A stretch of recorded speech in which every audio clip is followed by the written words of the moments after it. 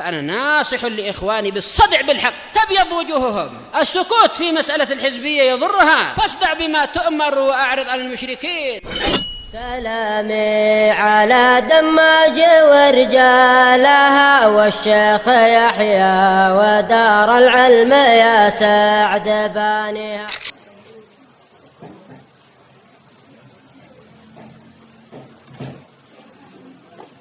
بسم الله الرحمن الرحيم.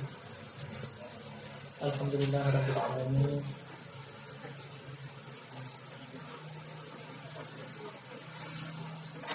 وبه نستعين على أمور الدنيا والدين،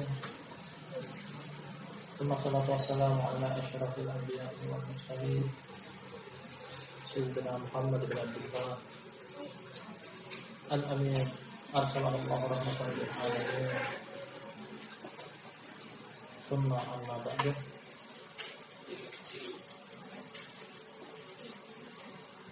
ikhwanul kiram wa akhwati al-kiram, akraman wa akramakumullah, kita lanjutkan dalam pertemuan kita malam yang berbeda ini dari kitab Tauhid karangan Al-Mujaddid Al-Imam Muhammad bin Abdul Wahhab rahimahullah ta'ala. Pada pertemuan malam sebelumnya kita selesaikan satu bab secara total, bab yang ke-46 dengan menjadi bab ihtiramu asma'illah ta'ala wa taghyirul ismi abdul dzalik, penghormatan, pemuliaan kepada nama Allah yang maha tinggi serta merubah nama yang menyelisih nama Allah tersebut. Beliau bahkan di dalamnya satu hadis dari Abu Hurairah radhiyallahu anhu dan hadisnya sahih, dan terdapat 4 atau 3 masail di dalamnya yang terus kita kaji. Dan tadi disebutkan bahwasanya keterkaitan antara judul bab tersebut dengan kitab Tauhid, bahwa nama dan sifat Allah termasuk hak Allah Subhanahu wa ta'ala yang jangan dirampas darinya. Ketika menyamai, menyerupai nama atau sifat Allah Subhanahu wa ta'ala, berarti terbarang merampas haknya Allah. Berarti yang tersebut mengurangi kemurnian tauhid seseorang. Kita akan masuk pada judul bab berikutnya. Kata sahabat, semoga Allah merahmati beliau, bab as-sabi'atu wal arba'un, bab yang ke-47. Judul bab yang berbunyi Man hazar bi syai'in fihi dzikrullah wal Qur'an wal Rasul. Kata penulis pada judul bab ini, barang siapa yang mengejek, menghina, mengolok-olok sesuatu yang di dalamnya terdapat penyebutan Allah, penyebutan Al-Quran, penyebutan Rasul Sallallahu Alaihi Wasallam. Kita ulangi judul babnya. Barang siapa yang mengejek atau menghina atau mengolok-olok sesuatu yang di dalam sesuatu tersebut terdapat penyebutan Allah, Al-Quran dan Rasul. Sederhananya pada judul bab ini bahwa menghina bagian daripada agama Allah, menghina bagian daripada syariat Allah, apa hukumnya? Berarti dengan vonis dari judul bab, tidak menghukumi secara pasti dari judul bab, namun kesimpulannya akan datang pada dalil-dalil yang disebutkan berupa satu ayat dan satu hadis. Apa vonis bagi orang yang melakukan pelanggaran seperti penghinaan kepada agama Allah, pengejekan kepada syariat Allah.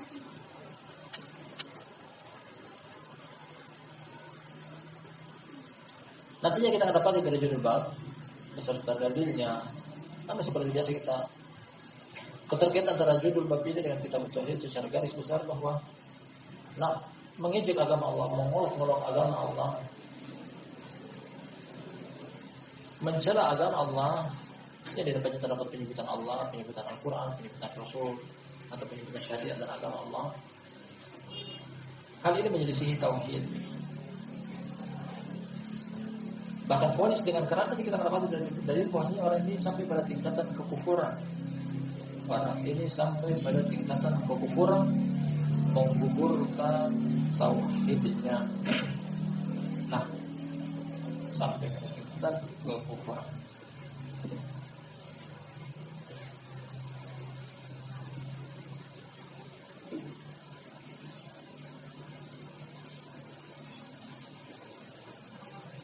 Kemudian sebelum kita baca nantinya dalil dan bertulis bahwa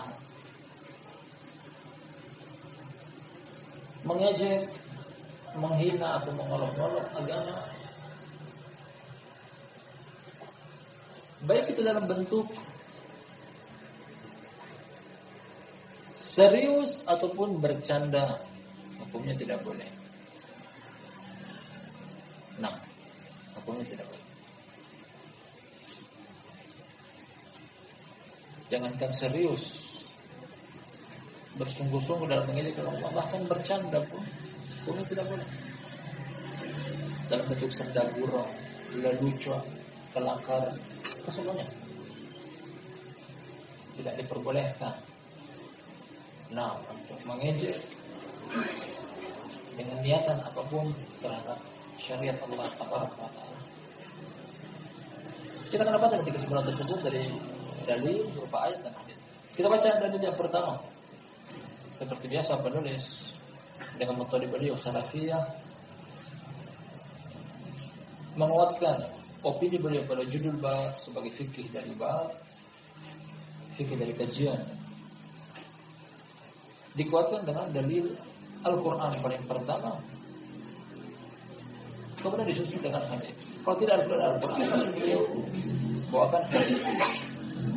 Setelah itu berdasarkan pada masail sebagai kesimpulan dari judul bab dari dalilnya. Dalil yang pertama wa qaulullah ta'ala, dan perkataan Allah yang maha tinggi. Wala in sa'altahum la yaqulunna innama kunna nakhudu wa nal'ab. Qul abillahi wa ayatihi wa rasulihi kuntum tastahzi'un. Lanjutan ayatnya, la ta'tadiru wa dafakartum ba'da imanikum. Ayat selengkapnya, beberapa ayat sebelumnya dari materi yang sama, kata Allah, yahdharul munafiquna an tunazzala alaihim suratun tunabbi'uhum bima fi qulubihim wa yastahzi'u innallaha mukhrijum ma kuntum tahdharun.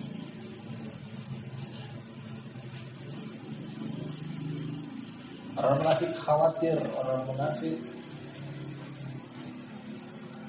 takut akan turun kepada mereka ayat yang membocorkan isi hati mereka.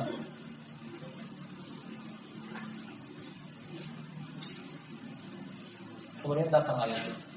Walau saat tahun seandainya aku bertanya kepada mereka, kepada Muhammad seandainya aku bertanya kepada mereka, ya ini siapa? Orang-orang munafik. Dengan candaan mereka, dengan ejekan dan olokan mereka terhadap agama, la yaqulun, pasti mereka akan menjawab.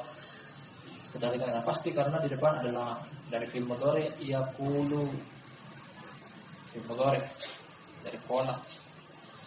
Di awal dengan lam taukid, di akhir juga dengan nun taukid. Penegasan pasti mereka menjawab, dan ini jawabannya Allah Subhanahu wa taala pastikan dari mereka. Apa jawaban mereka ketika mengejek, mengolok dan menghina? Innama kunna nakhudu wa nal'ab. Sesungguhnya saja kami tadinya hanya bercanda dan bersenda gurau. Perhatikan ketika mereka bercanda, bersenda gurau, lelucon dengan agama Allah. Qul wahai Muhammad, jawablah mereka, katakanlah kepada mereka, abillahi wa ayati wa rasulihi kuntum tastahzi'un. Apakah dengan nama Allah, apakah dengan ayat-ayatnya, apakah dengan rasulnya kalian bersenda gurau? kalian bercanda, kalian lelucon. Lanjut ayat ini, qul, katakanlah mereka, la ta'tadiru, tidak ada alasan bagi kalian, pada kafartum ba'da imanikum, sungguh kalian telah kafir setelah keimanan kalian. Perbuatan ini barakallahu fikum, pada kafartum ba'da imanikum. Nah, kalian telah kafir setelah keimanan kalian. Dari ayat yang barusan kita baca, terdapat kesimpulan pertama bahwa terlarangnya untuk mengejek, mengolok-olok, menghina yang terdapat unsur syariat Allah Subhanahu wa taala, baik itu nama Allah, penyebutan Allah, penyebutan Al-Qur'an, penyebutan Rasul sallallahu alaihi wasallam, atau tokoh-tokoh Islam yang meninggal dengan keislaman mereka mengharumkan nama Islam, atau amalan-amalan syariat Allah Subhanahu wa taala, syariat agama Allah Subhanahu wa taala. Kesemuanya tidak boleh, karena dampak dari mengejek, mengolok-olok dan menghina tersebut adalah qad kafartum ba'da iman, menggiring kepada kekufuran. Nah, bahkan sampai pada tingkatan kekufuran.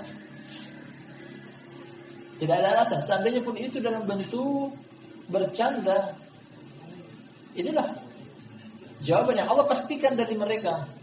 Mereka mengatakan demikian, tidak, kami cuma bercanda, bersenda gurau, lelucon, kelakar, kesemuanya tidak diterima oleh Allah Subhanahu wa taala. Bahkan Allah berikan vonis dengan satu vonis pasti, qad kafartum ba'da imanikum, la ta'tadiru qad kafartum ba'da imanikum. Tidak ada alasan bagi kalian, kalian telah kufur setelah keimanan kalian. Artinya bercanda, bersenda gurau, mengolok-olok, nah hukumannya adalah kafir, keluar dari lingkaran keimanan, pada kafartum pada iman.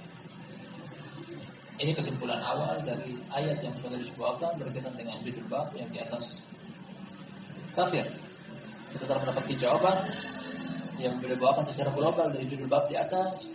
Kadang-kadang bunyi judul bab adalah apa hukum orang yang mengejek, mengolok-olok, menghina sesuatu yang di dalamnya terdapat penyebutan Allah, penyebutan Al-Quran, penyebutan Rasul. Hukumnya adalah orang tersebut divonis kafir, keluar dari agama Islam. Tanpa memperhatikan tentang alasannya, baik itu dia serius bersungguh-sungguh ataupun dia bercanda dan bersenda gurau, hukumnya kafir. La ilaha illallah. Kalau begitu perbuatan ini jangan memberanikan diri untuk bermain-main dalam agama.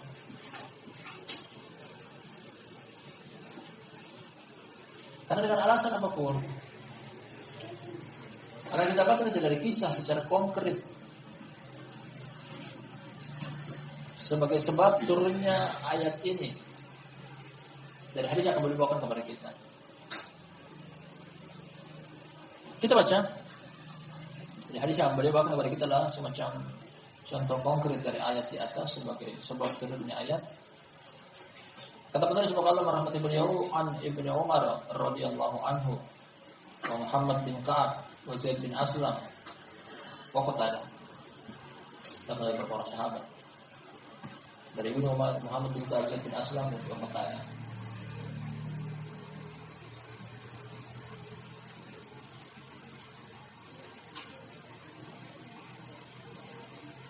Dahulu hadis itu ba'dihim fi ba'd. Beliau sengaja membawakan riwayat ini saling menggabungkan satu riwayat dengan riwayat yang lainnya dari yang 4 riwayat dari beberapa sahabat, Muhammad bin Ka'ab, Zaid bin Aslam sahabat, kata Nabi.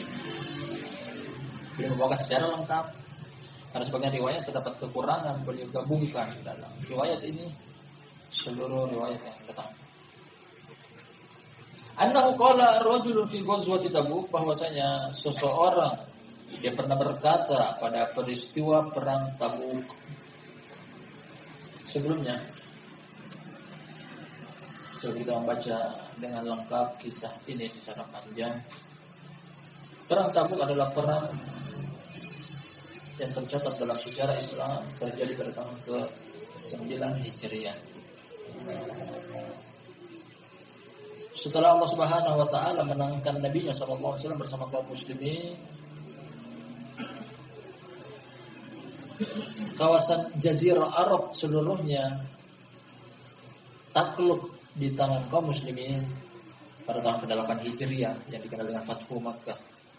Ketika Nabi SAW berhasil menaklukkan kota Makkah pada peristiwa Fathu Makkah pada tahun ke-8 Hijriah, akhirnya seluruh jazirah Arab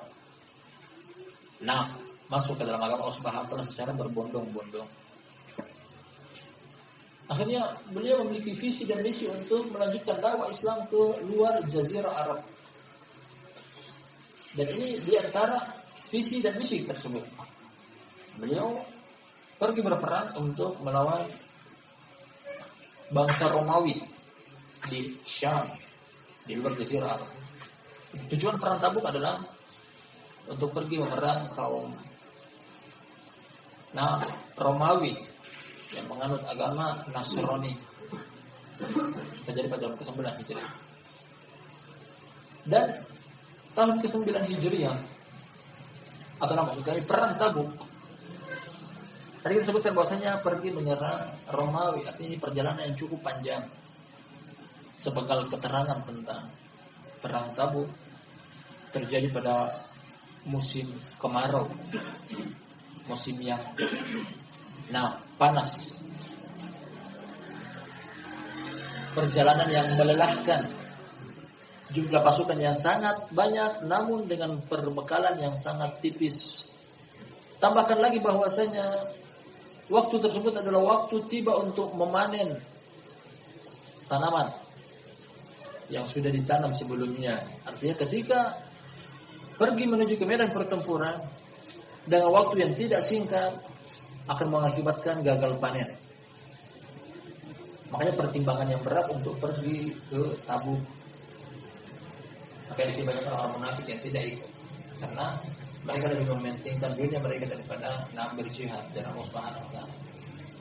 Karena perjalanan yang panjang, akhirnya sebagian mereka ingin perjalanan pulang dari Tabuk ke kota Madinah di tengah terik yang panas, kurangnya perbekalan makanan, karena kelaparan, letih, capek. Akhirnya sebagian mereka ingin menghibur diri mereka dengan cara bercanda dan bersanda gurau untuk menghilangkan penatnya perjalanan safar yang panjang dengan cara seperti ini, bergurau.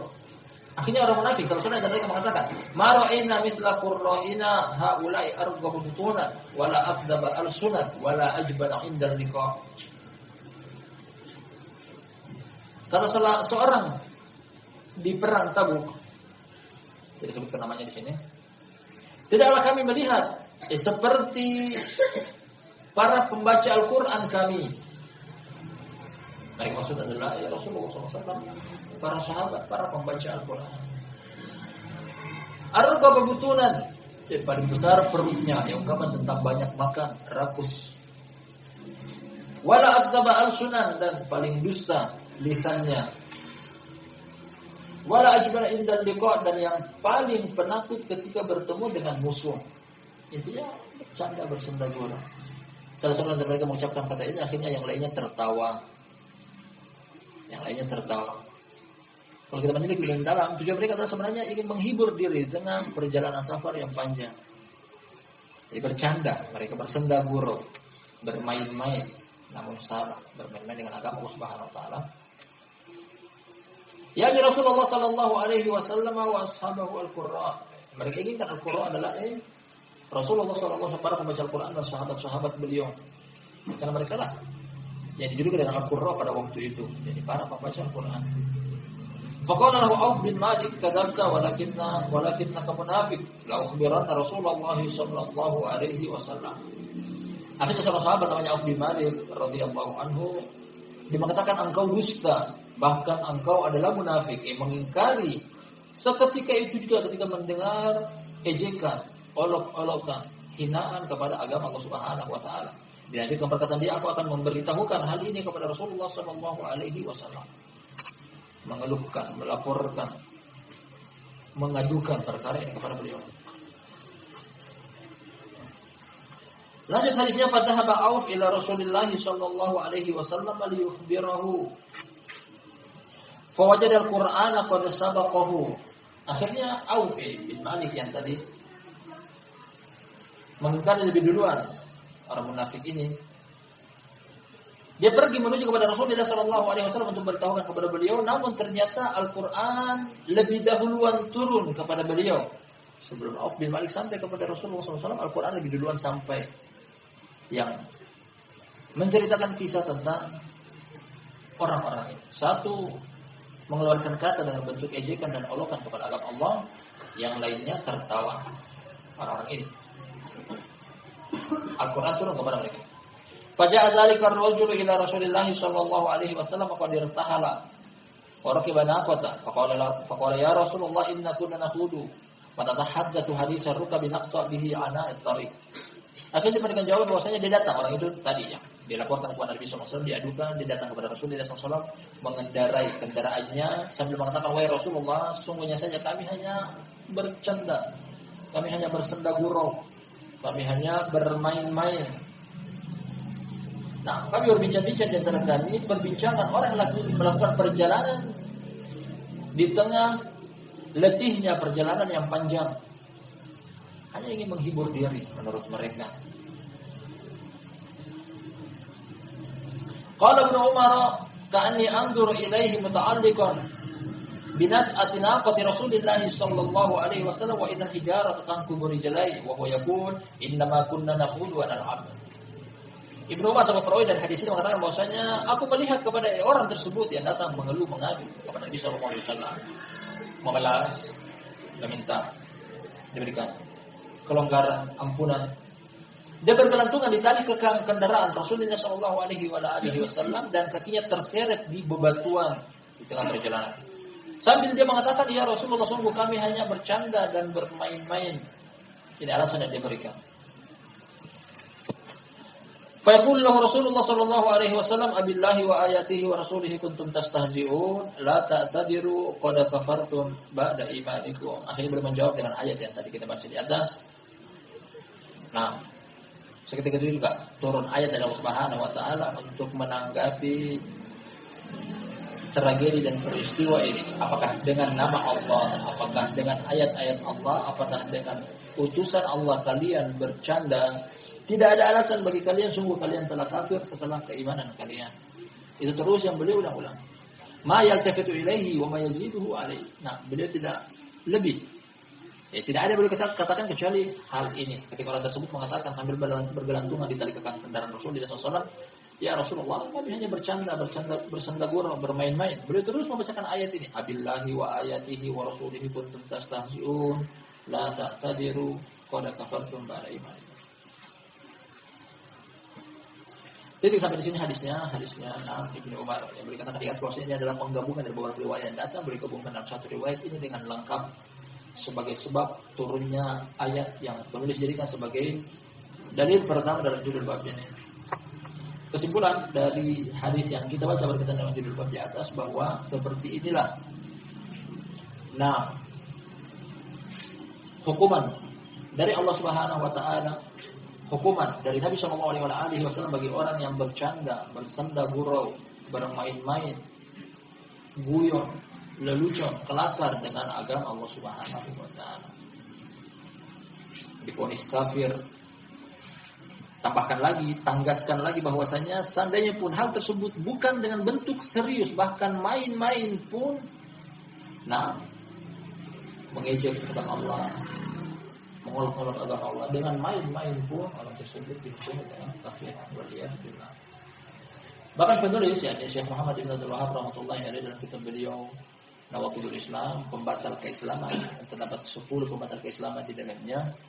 Beliau masukkan ini salah satu di antara pembatal keislaman seseorang. Artinya meskipun seseorang telah mengucapkan kalimat la ilaha illallah, meskipun seseorang telah mungkin dia sholat, puasa, zakat, haji, rukun Islam dia amalkan, tapi ketika mengejek agama Allah Subhanahu wa taala, divonis bahwasanya dia sampai keluar dari lingkaran keislaman. Dan berapa banyak kita dengar, berapa banyak kita saksikan, berapa banyak kita lihat hal semacam ini, semacam kayak rutinitas harian dari sebagian orang yang mengaku bahkan mereka adalah agama Islam. Mengaku agama Islam, ternyata hal semacam ini mereka lakukan. Dari kisah yang penulis bawakan kepada kita, bisa kita simpulkan bahwasanya Ini adalah perbuatan orang-orang munafik.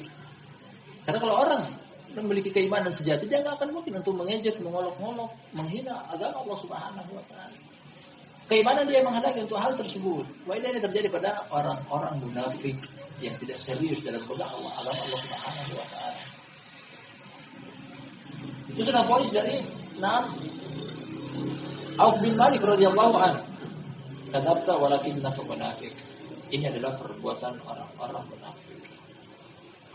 Arti dari kemunafikan adalah kemunafikan i'tiqadi, menampakkan keislaman namun menyembunyikan kekufuran. Menampakkan keimanan namun menyembunyikan kekufuran. Dengan bentuk luar mereka beriman. Namun isi hati mereka menyembunyikan lawan daripada keimanan, yaitu kekufuran. Dan orang seperti ini, barakallahu fikum, lebih buruk daripada orang kafir, dikarenakan Allah menempatkan mereka di kerak paling bawah neraka. Orang Yahudi, orang Nasrani, artinya orang kafir, orang musyrik, dengan kekafiran mereka, ternyata orang munafik lebih buruk. Dari sisi Allah menempatkan mereka di kerak paling bawah, tempat bahan bakarnya api neraka. Kata Allah Subhanahu wa taala, "Innal munafiqina fid darkil asfali minan nar wa lan tajid lahum nasira." Sungguhnya orang munafik tempat mereka adalah di kerak paling bawah neraka. Wa lan tajid lahum nasira, apa tidak dapat bagi mereka penolong, pembela, pembantu.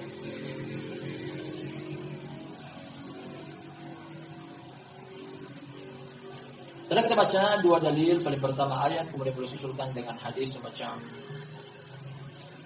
keterangan tambahan akan ayat di atas.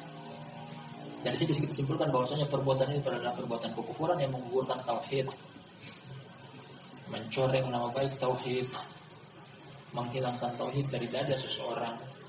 Mengejek, mengolok-olok, menghina agama Allah adalah perbuatan kekufuran yang menyelisihi tauhid.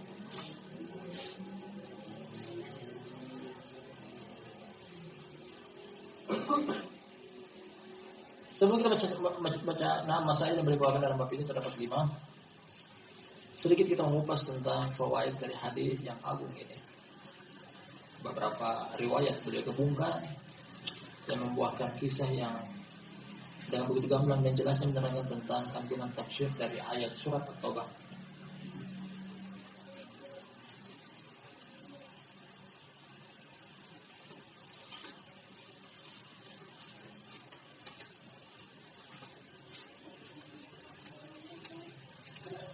Di antara fawaid dari hadis ini adalah barakallahu fikum jami'an bahwasanya ahlul haq, pemikul al-haq, pelaku al-haq sudah merupakan ketetapan dari Allah Subhanahu wa taala pasti akan mendapati ejekan, olok-olokan.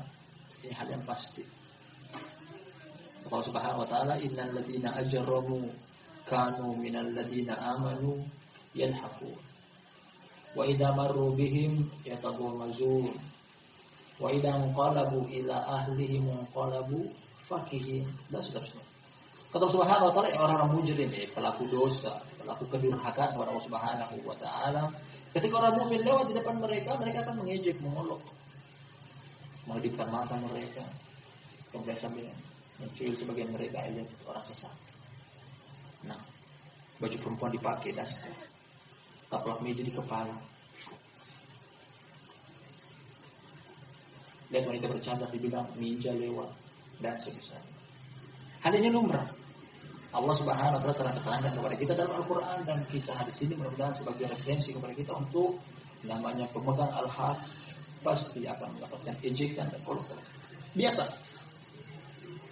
Tak perlu untuk merasa panas telinga, hal tersebut biasa, lumrah. Kalau mengejek kita adalah sepenuh bumi, yang penting Allah Subhanahu wa taala membela kita, menolong kita. Tak perlu khawatir tentang hal tersebut. Cuma ejekan, cuma olokan.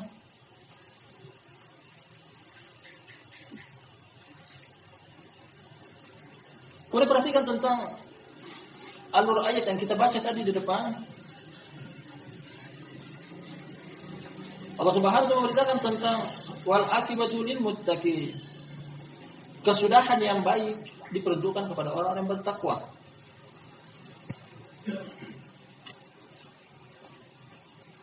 Kata Subhanahu wa taala, Falyawmal ladzina amanu minal kuffari yadhakun 'alal araiki yanzurun. Hari ini kata Allah Subhanahu wa taala pada hari kiamat. Kebalikannya, orang-orang mukmin balik tertawa kepada orang-orang kafir. Kehidupan dunia sementara. Berapa lama kita akan hidup di kehidupan dunia? Nah, kehidupan dunia bukan akhir dari kesudahan kehidupan. Masih akan ada hari pembalasan.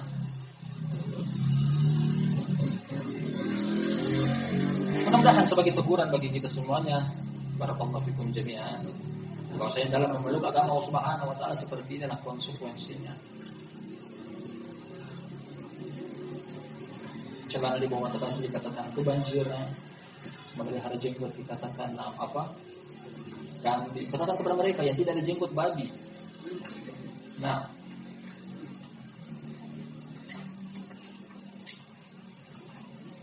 fawaid lain dari hadis ini.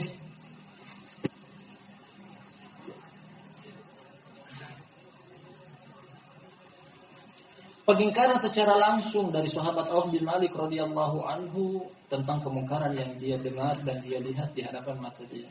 Jangan ditunda-tunda. Setelah melakukan kemungkaran di hadapan kita, nanti besok, lusa.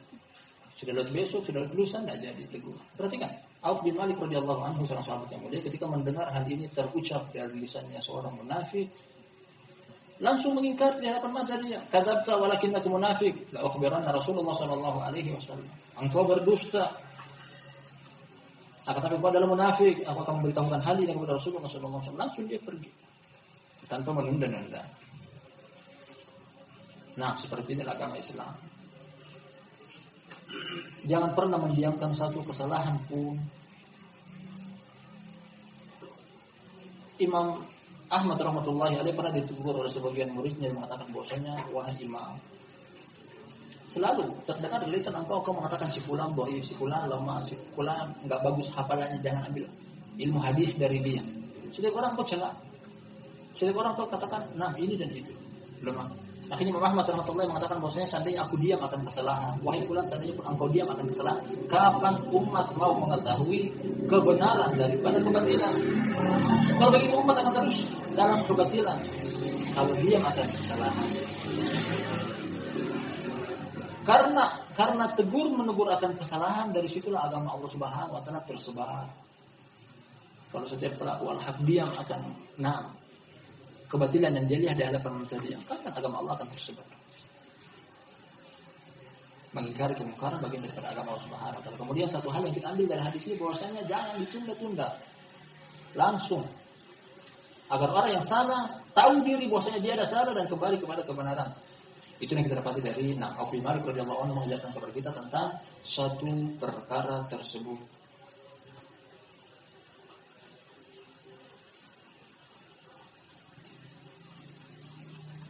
Dalam sebagian riwayat dari hadis ini, wallahu a'lam tentang hakikat dari kejadian tersebut. Yang melakukan hal ini adalah 3 orang. Satu yang mengucapkan, 2 di antara mereka yang tertawa. Kemudian dengar oleh beberapa orang sahabat langsung mereka laporkan. Yang bergelantungan di sini disebutkan namanya kan saya akan lupa. Bosnya ini berdoa kepada Allah Subhanahu wa taala, meminta taubat dari perbuatan ini. Minta taubat dari perbuatan ini. Kemudian berdoa kepada Allah Subhanahu wa taala, ya Allah, wafatkan aku dari sisi kaum muslimin, tidak ada yang menjumpai aku. Tak seorang pun dari kalangan muslimin yang menjumpai aku. Dan hal tersebut terjadi bahwasanya jasad dia entah di mana. Jadi dikatakan orang bergelantungan dalam kisah ini.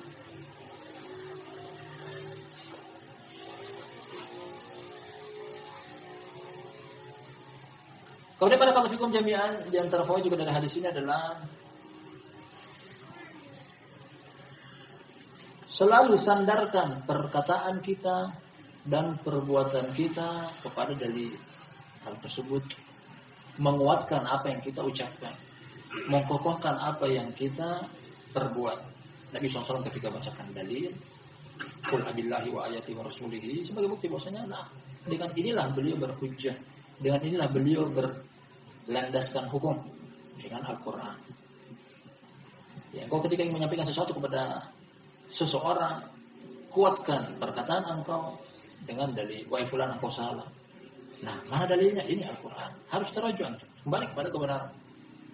Wa fulan engkau keliru. Mana dalilnya? Ini hadis. Nah, kembali kepada kebenaran. Lebih kuat. Karena kalau cuma sekedar perkataan kita tanpa ada landasan hukum, nah, terkadang diterima, terkadang tidak. Makanya kata Imam Syafi'i rahmatullahi alaih, man hafidul hadis qawiyat hujjatuh. Siapa yang menghafal hadis, kuat argumennya. Apalagi Allah Subhanahu wa taala memuji bahwasanya, nah, waman asdaqu minallahi haditsa.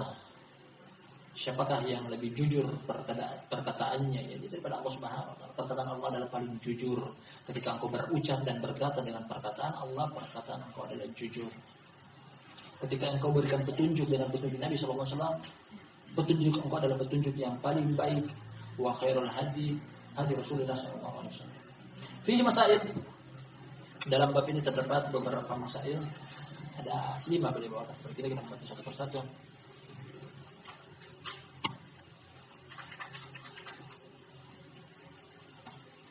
Al-ula yang pertama wahiyal azimah, anna man hazar bihadza annahu kafir. Yang paling pertama, pelajaran kita ketik dari bab ini yang paling pertama dan yang paling besar. Ini merupakan masalah inti dari judul bab ini. Bahwasanya barang siapa yang mengejek, barang siapa yang mengolok-olok, barang siapa yang menghina agama Allah Subhanahu wa taala, vonisnya innahu kafir. Bahwasanya dia telah kafir. Tidak ada takwil dari ayat ini. Nah, menghina agama Allah Subhanahu wa taala adalah kafir. Waliyadzubillah. Ditambahkan lagi bahwasanya seandainya pun bukan serius tapi bercanda, sama hukumnya. Karena telah kita baca dengan kisah yang sangat jelas, yang setiap orang bisa memahaminya baik itu dibaca ataupun dia menyimak, bahwasanya mengejek agama Allah Subhanahu wa taala serius ataupun bercanda hukumnya kafir.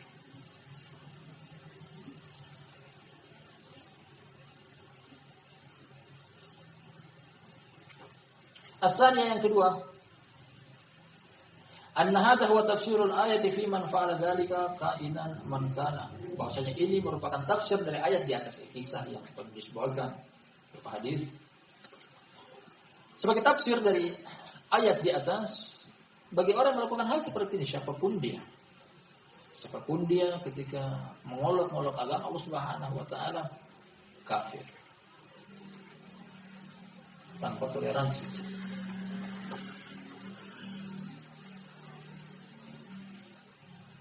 Terkadang kita dengar dari sebagian orang,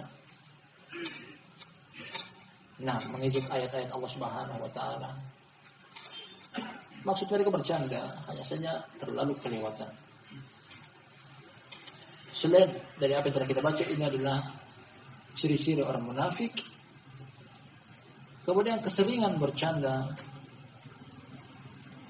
terlalu banyak bercanda, terkhususnya dalam agama Allah Subhanahu wa taala adalah sifat-sifat orang kafir. Alladzina takhadhu dinahum lahwan wa la'iban wa gharratuhumul hayatud dunya fal yawma nansahum kama nasu liqa'a yaumihim hadza wa ma kanu bi ayatillahi yajhadun. Ayat ini menerangkan tentang orang kafir dan sifat-sifat mereka adalah bermain-main dengan agama Allah Subhanahu wa taala. Terkadang kita mendengar dari sebagian mereka ketika membaca atau menyebutkan bahwasanya dengan bentuk mengejek atau mengolok-olok, perzinahan dalam agama Allah Subhanahu wa taala terlarang hanya hari Rabu, hari-hari yang lain boleh untuk berzina. Kemudian mereka membawakan ayat pada perkataan Allah Subhanahu wa taala, "Wala taqrabu zina." Janganlah berzina pada hari Rabu. Pada hari yang lain boleh. Tapi ini termasuk bentuk mengejek, mengolok-olok agama Allah Subhanahu. Perzinahan kapanpun, pagi, siang, sore, malam, 7 hari dalam 1 pekan, 30 hari dalam 1 bulan, sepanjang tahun tidak boleh. Tidak ada kelonggaran dalam berzina. Ini termasuk mengejek, mengolok-olok.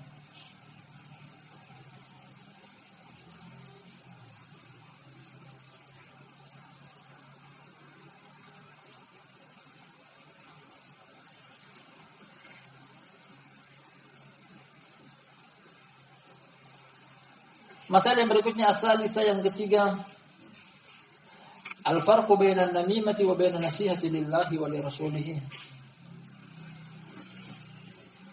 Perbedaan antara mengadu domba, namimah, artikan yang mengadu domba,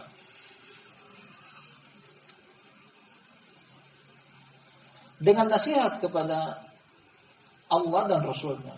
Nasihat kepada Allah, ikhlas lillahi ta'ala. Nasihat kepada Rasulnya, ya, dia berdasarkan petunjuk Rasulnya. Ini diambil dari mana? Diambil dari perbuatan Auf bin Malik, bahwasanya dia menyampaikan berita ini kepada Rasulullah SAW bukan bentuk mengadu domba, bukan bentuk melecehkan orang yang dilaporkan tersebut atau tertuduh tersebut. Bahkan ini mimbab nasihat. Orang ini melakukan kesalahan. Dan ini termasuk barakallahu fikum bentuk nasihat. Perhatikan dari hadis ini, Auf bin Malik menerangkan kepada kita mengingkari kemungkaran semampu kita. Kalau kita mampu untuk menasihati langsung orang tersebut, kita nasihati. Kalau kita tidak mampu untuk menasihati langsung orang tersebut, cari orang yang mungkin mampu. Gunakan perantara dia untuk bisa menasihati orang lain. Jadi bukan menceritakan keburukan saudara kita kepada orang lain dengan tujuan untuk menyebar, tapi dengan tujuan untuk agar orang tersebut mampu menasihati saudara kita. Jadi ini bukan bentuk namimah. Namimah artinya mengadu domba. Bukan maksud dari Auf bin Malik untuk mengadu domba antara orang munafik ini dengan Nabi SAW. Namun yang diinginkan adalah nasihat. Maksudnya perbuatan kemungkaran butuh untuk dinasihati. Marra amin kemungkaran falyughayyirhu biyadihi fa illam yastati' fa bilisanihi. Siapa dari kalian yang melihat kemungkaran, perubahan dengan tangan dia, tidak mampu dengan tangan, perubahan dengan lisan dia, dengan cara dinasihati. Hadisnya Abu Sa'id Al-Khudri radhiyallahu anhu dalam riwayat Imam Muslim. Ketika Auf bin Malik tidak mampu untuk menasihati secara langsung kepada orang ini, dilaporkan kepada Nabi SAW yang menurut dia lebih mampu. Dan ini bukan termasuk mengadu domba. Ar-rabi'ah yang keempat, al-farqu bainal afwi alladhi yuhibbuhu Allah wa bainal ghilbati ala a'da'illah. Dua hal ini juga hendaknya kita bisa membedakannya. Apa itu?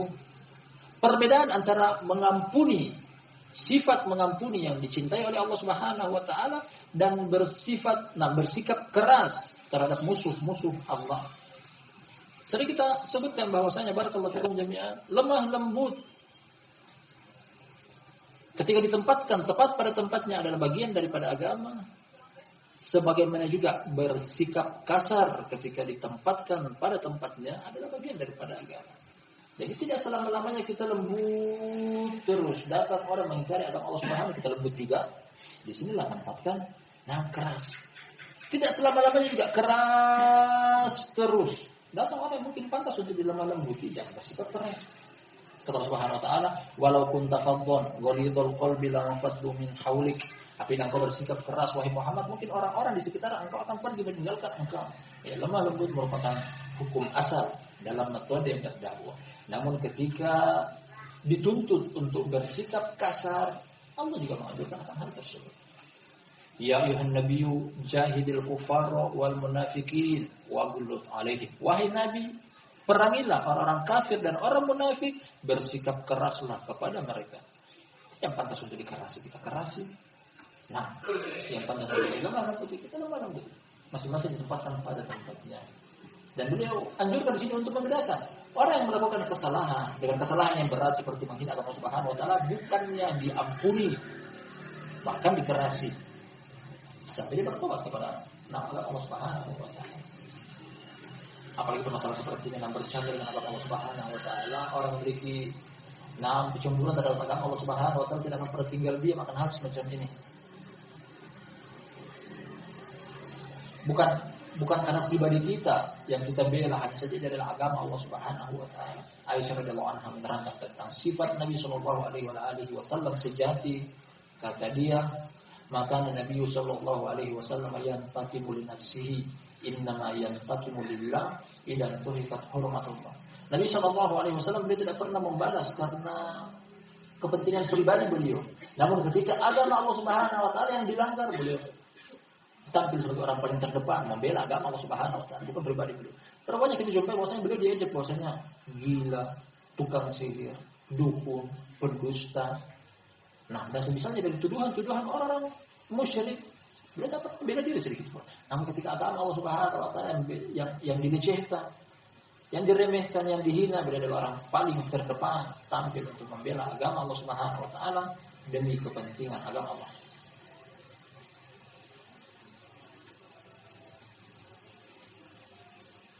Dan hendaknya dua ini ada pada setiap orang yang mengaku cinta kepada sunnah Nabi Shallallahu Alaihi Wasallam. Dua hal ini hendaknya ada. Kalau dibutuhkan untuk lemah lembut dan ini hukum asalnya dalam berdakwah. Kalau juga dibutuhkan untuk kasar, dibutuhkan untuk keras, dibutuhkan untuk tegas. Nah, tempatkan masing-masing pada tempatnya.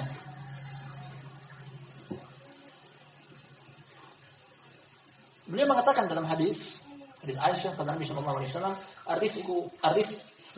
arifku maka fi syai'in illa zana wa ma nuzi'a min syai'in illa syana. Lemah lembut tidaklah ada pada sesuatu kecuali memperindah sesuatu tersebut. Dan lemah lembut ketika dicabut dari sesuatu kecuali akan memperjelek sesuatu tersebut. Artinya hukum asal dalam bermuamalah bersama orang. Namun bukan berarti beliau juga tidak pernah kasar. Nabi SAW, perhatikan, beliau orang yang mengaku kepada Usama bin Zaid radhiyallahu anhu. Nah, Usama bin Zaid dijuluki dia adalah orang yang dicintai oleh Nabi Shallallahu Alaihi Wasallam. Beliau sendiri mengatakan hal tersebut, wallahi ini la uhibbu. Demi Allah aku cinta kepada engkau, Zaid bin Harith. Nah, kami Usama bin Zaid adalah kecintaan Nabi Shallallahu Alaihi Wasallam. Namun ketika Usama bin Zaid melakukan kesalahan, beliau ingkari, bahkan dengan ingkar yang keras. Ketika Usama bin Zaid diangkat sebagai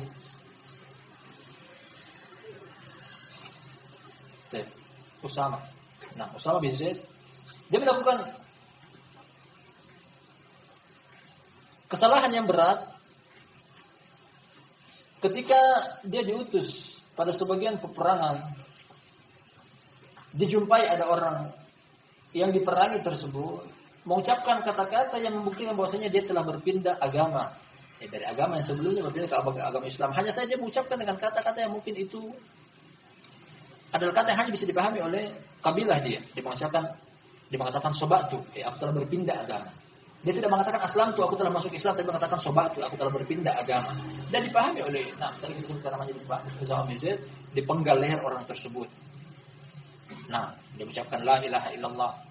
Kemudian berita ini sampainya kepada Nabi Shallallahu Alaihi Wasallam. Beliau mengingkari perbuatan sahabat tersebut sambil mengatakan, fa kaifa bika idza jaa bila ilaha illallah. Bagaimana engkau ketika di hari kiamat orang tersebut datang dengan kalimat la ilaha illallah di hadapan Allah, engkau telah membunuh seseorang yang telah mengucapkan kalimat la ilaha illallah, perbuatan yang haram.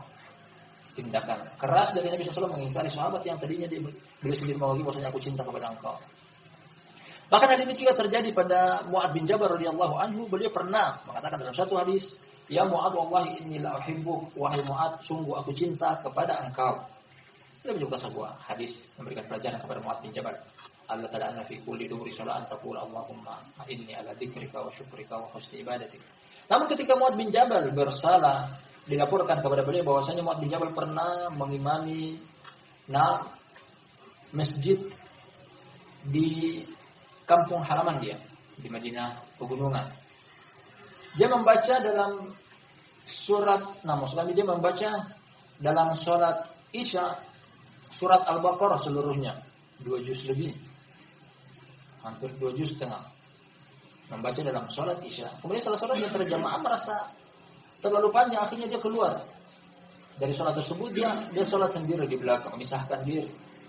Kemudian Mu'adz bin Jabal melaporkan kepada Nabi SAW bahwasanya orang ini adalah munafik. Orang ini mengatakan bahwasanya aku memiliki kebun yang sebelum sholat tadi aku sedang mengaliri. Ketika engkau sholat dengan sholat yang panjang, kebunku sudah banjir, bisa merusak tanamanku. Akhirnya Nabi SAW memarahi, menegur dengan keras Mu'adz bin Jabal radhiyallahu an, afattanu anta ya Mu'adz, wahai Mu'adz, apakah engkau akan membuat fitnah? Ditegur dengan keras oleh Nabi SAW ketika Mu'adz bin Jabal pecinta Nabi SAW melakukan kesalahan. Simpulkan sekali lagi bahwasanya barakallahu fikum, lemah lembut apabila ditempatkan tepat pada tempatnya adalah bagian daripada agama. Demikian juga bersikap kasar, tegas dan keras apabila ditempatkan tepat pada tempatnya juga bagian daripada agama. Al-khamisah, yang kelima, dan di sini kita tutup, kita akhiri. Anna minal a'dar ma la yanbaghi ayyuqbal. Bahwasanya di sana ada alasan yang tidak pantas untuk diterima.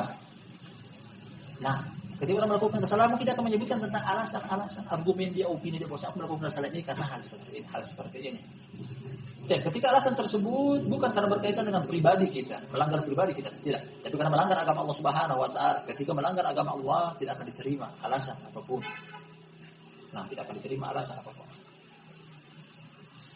Seperti dalam kisah datang dari Imam Fadl bin Dukain, Abu Nuaim, kisah yang kita jadikan sebagai penutup dari kajian kita pada malam hari yang berbahagia ini, bahwasanya terdengar oleh Imam Ahmad, Imam Fadl bin Dukain, Abu Nuaim menerima atau meminta bayaran dari hadis yang dia sampaikan kepada 6 muridnya. Berita ini sampai kepada Imam Ahmad. Imam Ahmad mengingkari bahwasanya la ta'khudul hadits minhu fa innahu yabi'u dinahu. Jangan kalian mengambil ilmu hadis dari dia karena dia telah menjual agamanya. Nah, dia mengajarkan ilmu kemudian dia meminta upah dari pembelajaran dia tersebut. Imam Ahmad memberikan vonis kepada orang tersebut, jangan ambil ilmu hadis dari dia karena dia telah menjual agamanya. Jadi orang yang mengajar kemudian meminta upah berarti dia telah menjual agamanya. Orang menjual agamanya. Nah, apa yang akan didapat di hadapan Allah Subhanahu wa taala? Menjual agama. Nah, sesuatu yang paling berharga pada diri dia. Mudah-mudahan apa yang kita sampaikan pada pertemuan kita di malam hari. Nah, ini bermanfaat dunia dan akhirat. Lebih dan kurangnya mohon dimaafkan. Terima kasih banyak atas kehadirannya. Allah Ta'ala bisawab. Kita tutup dan doa untuk majelis. Subhanakallahumma wa bihamdika asyhadu an la ilaha illa anta astaghfiruka wa atubu ilaik.